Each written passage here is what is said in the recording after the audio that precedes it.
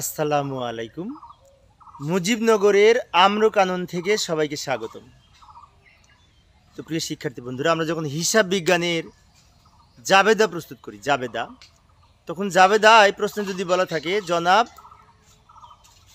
রেজাকে চলতি মাসের বেতন প্রদান করা হলো, তাই না? সহজ একটি লেনদেন, কিন্তু না জানলে কঠিন, সমাধানটা না জানলে অবশ্যই কঠিন।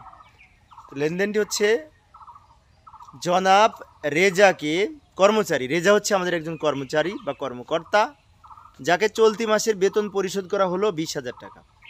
তো এটা জাবেদা কি হবে, তাই না? এটা জাবেদা হবে বেতন প্রদানের মতো। বেতন হিসাব ডেবিট, নগদান হিসাব ক্রেডিট হবে।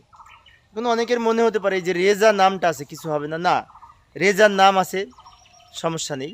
আমরা কোনো না কোনো কর্মচারীকে তো বেতন প্রদান করি, সেজন্য রেজার নাম সাধারণত এই জাবেদায় আসবে না।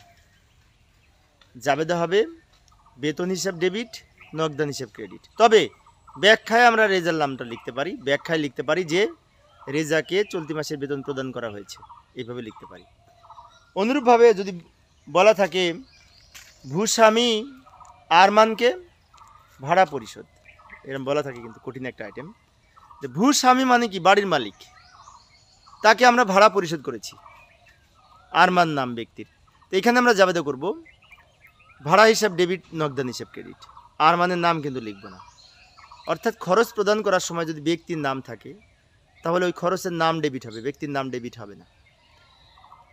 ধন্যবাদ সবাই।